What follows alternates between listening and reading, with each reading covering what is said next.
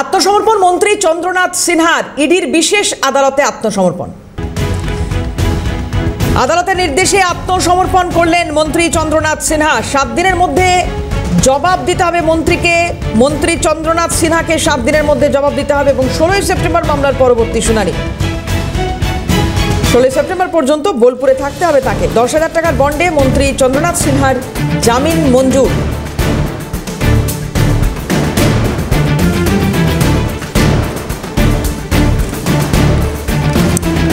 আত্মসমর্পণ মন্ত্রী চন্দ্রনাথ সিনহার ইডির বিশেষ আদালতে আত্মসমর্পণ।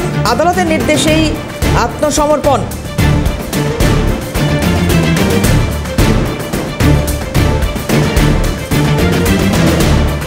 চন্দ্রনাথ সিনহার আইনজীবী কি বলছেন শুনব। আমরা একটা রিমান্ডের জন্য দরখাস্ত করেছি। সে দরখাস্তটা শুনানি হয়েছে, 16 তারিখ রাখা হয়েছে।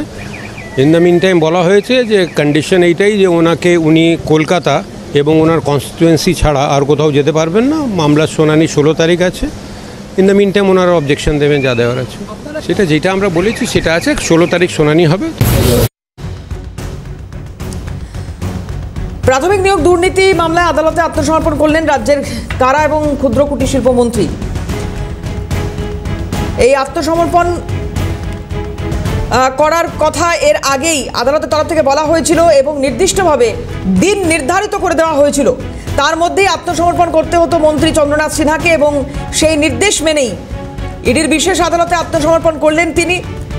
10,000 টাকার বন্ডে যদিও তার জামিন মঞ্জুর করা হয়েছে। 16 সেপ্টেম্বর পর্যন্ত বোলপুরে থাকতে হবে মন্ত্রীকে এবং তারপরে এই মামলার শুনানি, পরবর্তী শুনানি। 7 দিনের মধ্যে মন্ত্রীকে জবাব দিতে হবে। আদালতের নির্দেশেই আত্মসমর্পণ করেছেন তিনি। ইডির বিশেষ আদালতে আত্মসমর্পণ।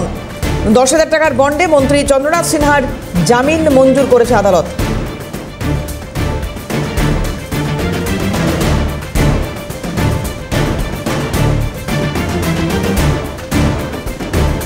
আত্মসমর্পণ মন্ত্রী চন্দ্রনাথ সিনহার ইডির বিশেষ আদালতে আত্মসমর্পণ। আদালতের নির্দেশে আত্মসমর্পণ। প্রাথমিক নিয়োগ দুর্নীতি মামলা আদালতে আত্মসমর্পণ মন্ত্রী চন্দ্রনাথ সিনহার এবং শর্ত সাপেক্ষে জামিনও পেয়েছেন তিনি।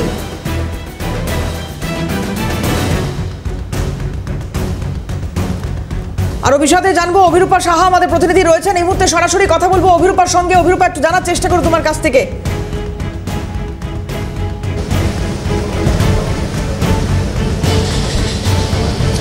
দেখো, প্রাথমিক নিয়োগ দুর্নীতি মামলায় নাম জড়িয়েছিল রাজ্যের মন্ত্রী চন্দ্রনাথ সিনহার এবং যেখানে আমি দাঁড়িয়ে রয়েছি একদম নগর দায়রা আদালত। এই আদালতে আজকে বেলা ঠিক ওই 10:30 পৌনে 11টা নাগাদ মন্ত্রী চন্দ্রনাথ সিনহা তিনি আত্মসমর্পণ করেন।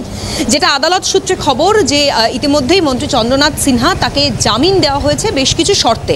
তার মধ্যে ব্যক্তিগত বন্ড যেমন রয়েছে ঠিক তেমনই বলা হয়েছে যে তিনি তার নিজের যে বিধানসভা কেন্দ্র রয়েছে, নিজের বিধানসভা কেন্দ্র এবং কলকাতা ব্যতীত অন্যত্র কোথাও যেতে পারবেন না যতদিন না পর্যন্ত এই মামলার শুনানি শেষ হচ্ছে। এবার কেন তাকে আত্মসমর্পণের কথা বলা হয়েছিল? আদালতের তরফ থেকে আগামী 12 সেপ্টেম্বরের মধ্যে আত্মসমর্পণ করার নির্দেশ দেওয়া হয়েছিল চন্দ্রনাথ সিনহাকে। 12 সেপ্টেম্বরের আগে অর্থাৎ আজ 6 সেপ্টেম্বর, 6 দিন আগে মন্ত্রী চন্দ্রনাথ সিনহা তিনি আত্মসমর্পণ করেছেন। এবার তার আইনজীবীদের তরফ থেকে বলা হয়েছিল, অর্থাৎ আদালতের যে কক্ষ সেখানে যে সাবমিশন পর্ব চলে সেখানে ইডির তরফ থেকে দাবি করা হয় যে মন্ত্রী চন্দ্রনাথ সিনহা তিনি যেহেতু বাইরে রয়েছেন ফলে এই তদন্ত প্রক্রিয়াকে তিনি প্রভাবিত করতে পারেন, সাক্ষ্যদের প্রভাবিত করতে পারেন। ফলে সেক্ষেত্রে দাঁড়িয়ে আগামী 7 দিনের জন্য চন্দ্রনাথ সিনহাকে হেফাজতে নিয়ে এই তদন্ত প্রক্রিয়া চালিয়ে নিয়ে যেতে হবে। এর বিরোধিতা করেন চন্দ্রনাথ সিনহার আইনজীবীরা।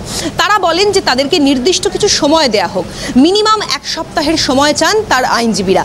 পরবর্তীকালে আদালত দুপক্ষের সওয়াল জবাব শুনে অবশেষে আগামী 16 সেপ্টেম্বর মামলার পরবর্তী শুনানি দিয়েছেন। আগামী 1 সপ্তাহের মধ্যে মানে সামনের শুক্রবারের মধ্যে চন্দ্রনাথ সিনহার আইনজীবীদের জানাতে হবে যে কেন তারা সময় চাইলেন, স্যাটিসফ্যাক্টরি অ্যান্সার আদালতের কাছে দিতে হবে। অন্যদিকে 10,000 টাকার ব্যক্তিগত বন্ড এবং তার সঙ্গে সঙ্গে তিনি তার নিজের বিধানসভা কেন্দ্র কলকাতা ব্যতীত কোথাও যেতে পারবেন না। আদালত এই নির্দিষ্ট শর্তে তাকে জামিন দিয়েছে। এবার এই নিয়োগ দুর্নীতি মামলায় পার্থ চট্টোপাধ্যায়ের পর তিনি একমাত্র মন্ত্রী যার বিরুদ্ধে চার্জশিটও জমা করেছিল ইডি। এর আগে তাকে বেশ কয়েকবার ডেকে পাঠানো হয়েছিল কিন্তু তিনি হাজিরাও এড়িয়েছিলেন। গত মাসে তিনি আচমকাই ইডির যে দপ্তর দপ্তর সিজিও কমপ্লেক্স সেখানে পৌঁছেছিলেন, জিজ্ঞাসাবাদের মুখোমুখি তাকে হতে হয়েছিল এবং কিন্তু তার আগেই কিন্তু চার্জশিটেও ইডির আধিকারিকরা নাম দিয়ে দিয়েছিলেন এই চন্দ্রনাথ সিনহার ক্ষেত্রে।